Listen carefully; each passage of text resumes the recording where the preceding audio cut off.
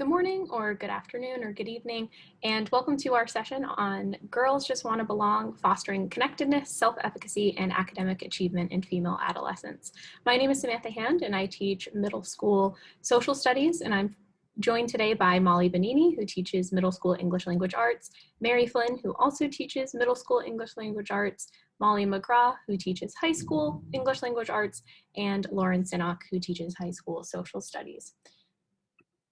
Here's our agenda for today. We're going to start off with some topic overview, followed by a literature review, and then a quick discussion of the implications and applications for us as teachers before coming all together in person for an in-person Q&A session.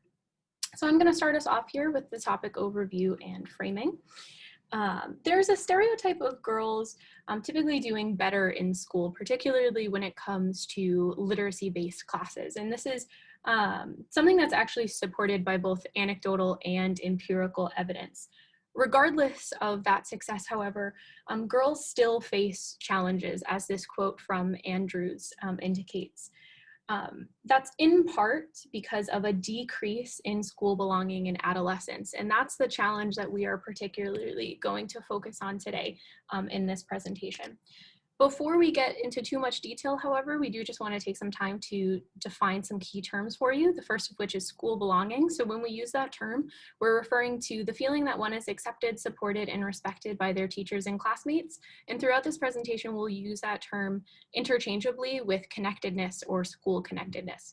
We'll also be using the term self-efficacy frequently throughout this presentation. And when we use that term, we mean the beliefs that one holds regarding their own ability to achieve a goal. And in this particular circumstance, a learning goal. And finally, when we use the term academic achievement, we're referring to the extent to which a student obtains their learning goals. And this can be variously measured by GPA, standardized test scores, as well as other measures. There is a predictive relationship between these three concepts, and research has shown this time and again that school belonging helps to predict self-efficacy, and self-efficacy can predict academic achievement. So today we want to look particularly at how these concepts are present in the lives of female students, in particular in adolescence, so in middle school going into high school. Biological changes at this point, in middle school in particular, put increased pressure on sexual attractiveness and the pressure to fit in for female students. And this leads to a heightened risk of endorsing sexualized gender stereotypes, or SGS, in order to, quote, belong with their peers. And research has shown that the endorsement of these stereotypes leads to a decrease in self-efficacy as well as mastery goal orientation over time. And this concept is generally referred to as stereotype threat.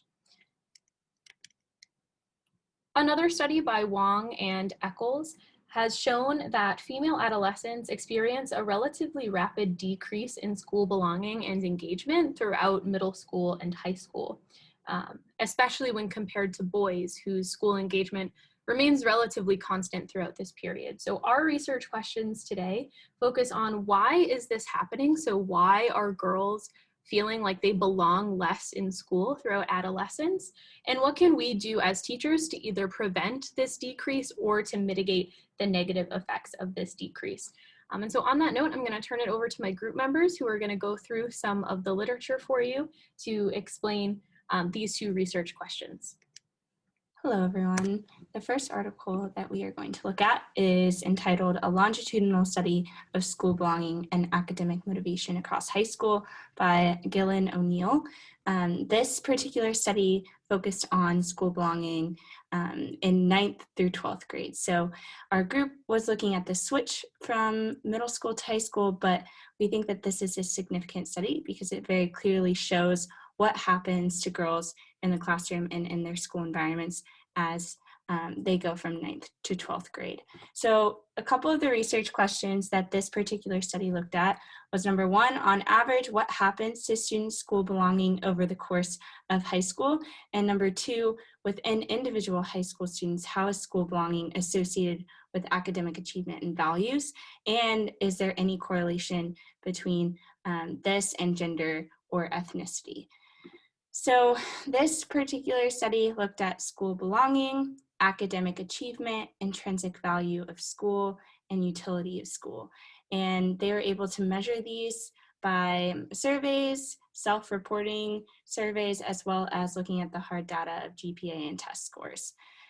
Here is what the results indicate. It looks at boys and girls separately, and we can see that on average, boys remain relatively consistent in school belonging throughout high school, whereas girls, you can see quite a dramatic decline from 9th to 12th grade, especially when you look at girls who are in Latinx communities. So this is really the premise or the problem that we'll be focusing on as we go further into the literature, and then also looking at ways that we as teachers can mitigate these factors. So Molly took us through a lot of the sense of belonging that decreases as our female students continue on through high school. I'm going to be looking at some of the effects of self-efficacy, especially in this first study. If we can succeed, I can too. Identity-based motivation and gender in the classroom by Elmore and Oyserman from 2012. This talks about self-efficacy and its tied to academic achievement. There's sort of a middleman there of motivation that the study looks at, but it asks the question, do subtle contextual cues about gender identity and congruence of school success affect students? So in this study, they had a control group where students were not shown any information about the tasks at hand, about other people's performances on the task, and then there was a group that was shown whether or not people from their gender identity, so male or female, had a higher income based on the activity or higher graduation rates and things like this. And this was done with 8th graders. So these are middle schoolers who were shown these. And this connects back to what Sam was talking about at the start of our presentation with stereotype threat. And the results showed that students made more attempts to solve the task when their gender success was presented. So when they thought that their gender that they aligned with was going to do well, they worked harder. So this lines up with the stereotype threat studies from other people as well. But contextual cues for gender and success affected both boys and girls, but behaviorally it only affected boys. So girls did not really care as much about the behavior. Their behavior was consistent either way, and their behavior was higher than boys, whereas boys only tried harder in their behavior when they thought that they were like supposed to based on those results. And thinking about implications for this as teachers, students pick up on situational cues. This one was more explicit because it was a study and they were shown this, but thinking about stereotype threat and how it motivates and demotivates our students, especially our female students, and looking at another study that continues with this idea of sort of self-efficacy and belonging. Sexualized gender stereotypes predict girls' academic self-efficacy and motivation across middle school. So this looks at self-efficacy, again, with that middleman of motivation, but it also kind of looks at belonging because the study asked 2 questions. One, do girls' endorsement of sexualized gender stereotypes, or SGSs, in 7th grade lead to more negative academic attitudes in 8th grade, right? So this is a lower self-efficacy, does it diminish mastery goal? But it also asks the question, do girls with more negative academic attitudes lean into the stereotypes that remove emphasis from academics? So when they're not doing well or don't have a high academic attitude, are they then more inclined to fall into these stereotypes and that sort of sense of belonging from that stereotype because they think that's what's expected from them? So this was an interesting study that it was a 45-minute survey that looked at academic performance, academic attitude, gender typicality, so how well they or how strongly they identified with their gender identity, self-monitoring, and stereotype measures. And this was 77 female students in 7th and then 8th grade. And they found that there were positive correlations for higher endorsement of SGSs and diminished mastery goal orientation with lower self-efficacy. So when they endorsed more of these SGSs, these sexualized gender stereotypes, their mastery goal diminished, and so did their self-efficacy. So when girls are presented with all these stereotypes, especially the sexualized ones, even in middle school, as young as 7th and 8th grade, it's really affecting their self-efficacy, and it had a direct correlation there. So Molly just talked about SGSs, and while SGSs can be reinforced by teachers, they're more predominantly enforced by peer relationships. So this next study by Goldstein, entitled Susceptibility to Peer Influence During Middle School, Links with Social Support, Peer Harassment, and Gender, takes a look at the environment and how the environment plays into school belonging. So the research questions were, number one, is social support from family and school linked to adolescent susceptibility to peer influence? And number two, is adolescent susceptibility to peer influence associated with peer-based harassment? So this looked at 774 7th and 8th grade students, and about 83% of this school population completed the survey. And here's what they found. They found that there's a direct correlation between peer susceptibility. So how much do students care about what their peers think? How much are they playing into SGSs? That is directly correlated with relational aggression victimization, or in colloquial terms, bullying. So that is, while demoralizing to look at it on a graph and to see how much starker this relationship is for females, we also have a hopeful note in this article, and it looks at and discusses how adolescents who have a greater support from home and greater support in schools have lower levels of susceptibility to peer influence, which is really great. If we have positive student-teacher relationships and support from home, then we can ward against the negative effects of relational victimization. Alrighty, so now that Molly has given us an in-depth look at how teacher relationships can directly affect and impact the stereotype threat that is experienced through peer relations, we're going to consider a little bit now about the further implications of this teacher impact, along with how the stereotype threat plays itself out given specific content areas. So if we look specifically at the content areas regarding STEM, we notice, right, that first of all, 51% of the US population and 47.4% of the workforce currently is comprised of females. But what we can see in the numbers is pretty staggering given careers. So females compose only 41% of biological and life scientists, 20% of computer software engineers, and only 11% of mechanical engineers. So when considering this layout, right, we have to recognize that in spite of programs intended to increase the number of women in STEM, women remain underrepresented in these occupations.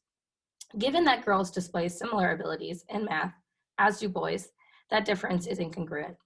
So as mentioned before, we see the stereotype threat have a direct impact on young females, particularly in early adolescence. So specifically late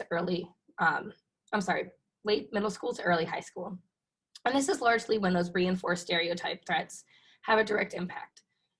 Unfortunately, because of this, right, the explicit gender stereotypes portray STEM fields as aggressive, unfeminine, and quote, object-oriented versus people-oriented. So given that, we can see along with the stereotype, the current underrepresentation of women in STEM fields simply confirms and reaffirms this.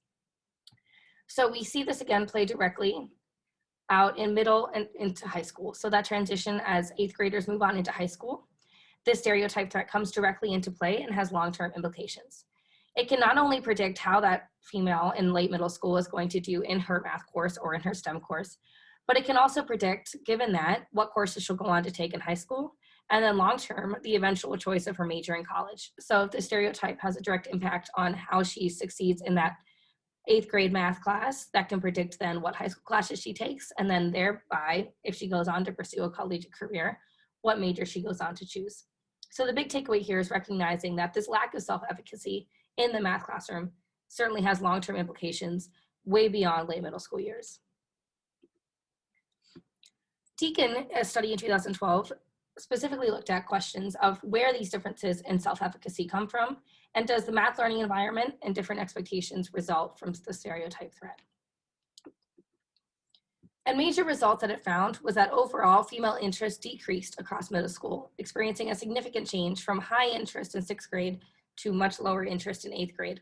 But also moving on into high school, we recognize that females in general had lower self-efficacy in their math or STEM classrooms, along with experiencing or reporting a less positive environment.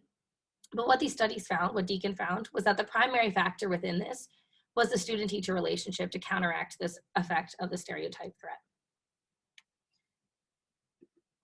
Now, if we look at a little bit broader at implications for just humanities, specifically now that we've looked at STEM, looking at literacy classes. Overall, according to studies, higher female student achievement actually is shown in reading classes as opposed to STEM fields. And we recognize through these various studies that these results simply reflect the enforced stereotypes. So that females are naturally believed to be better readers, to be more relational, and have that ability to converse and dialogue in a humanities classroom as opposed to boys.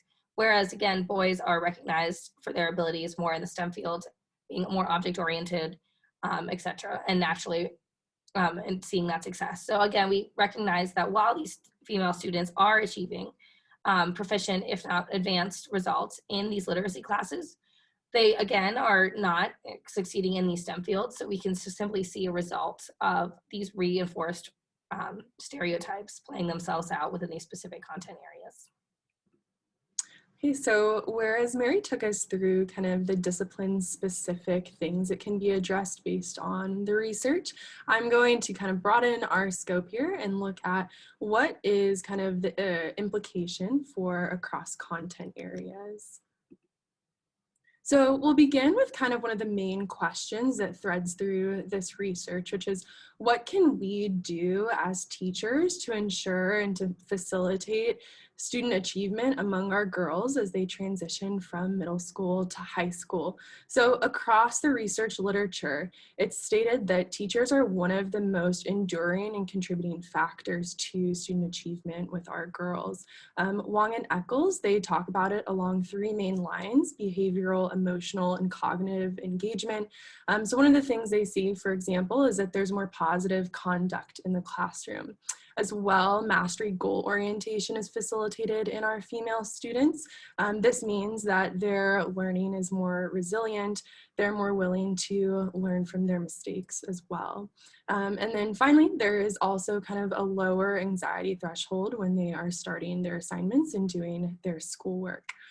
Two more studies also confirm these findings about teachers, but they really focus on the sense of teachers facilitating community in the classroom, and specifically the idea of connectedness. Now turning towards classroom culture, what can be done to ensure that females have a sense of belonging? So addressing this aspect of the role of teachers, one of the recommendations is that we have teachers who create kind of these opportunities to really engage one-on-one with their students. So building in time into class structure to ensure that those individual relationships can be fostered. Again, also going back to kind of the peer connectedness, teachers can also facilitate kind of learning styles where people are able to engage together. So having students work in teams, be collaborative learners, that has been critical, particularly in subject areas where there is a need to ensure that students have that relational foundation before they engage in sensitive topics with their peers. As well, another kind of thing that teachers can do to ensure their classroom culture is allowing our females to engage in the best way that they can, is to make sure that the amount of praise is consistent between boys and girls. So making sure that they are receiving this kind of same amount of attention, and that the content of the praise for our female students is really geared towards their academic contributions and not to say, for example, their appearance. And then last, we're going to talk about kind of what are the curriculum interventions and choices that teachers can do to ensure that females are kind of having their best academic engagement. Well, one of the things, and this is really kind of a product, an idea out of kind of the period of quarantine, is ensuring that we can use our technology in the classroom to connect to a broad basis of professionals in the fields. So in whatever content area you teach in, ensuring that you are able to get people who kind of reflect our girls' identity in these very successful positions. We also have the ability to kind of show them examples of people who have done this. So making sure that we are showing them kind of these patterns of female achievement in the field, making sure, and this is of course a big asterisk, that we are not falling into stereotypes or presenting kind of token examples. And then lastly, incorporating classroom activities where students have the ability to role play and really show their ability to make decisions and to be confident in those. And finally, to conclude, here are some of our key takeaways for the day. First, a sense of school belonging decreases for girls throughout adolescence, especially in STEM classes, and this is due mostly to stereotype threat. Girls are more susceptible to internalization of harmful stereotypes in adolescence, particularly those sexualized gender stereotypes that we've mentioned throughout the presentation. Third, this decreased school belonging has negative implications for academics and mental well-being.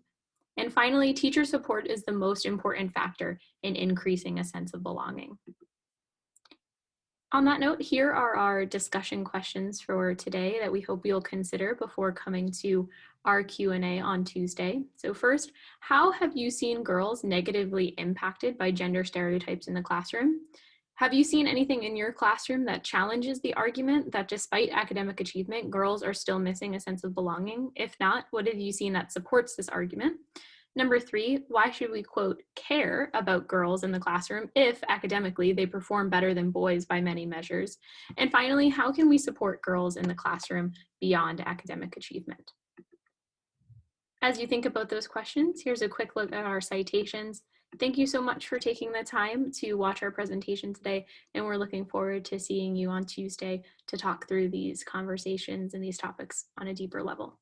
Thanks so much.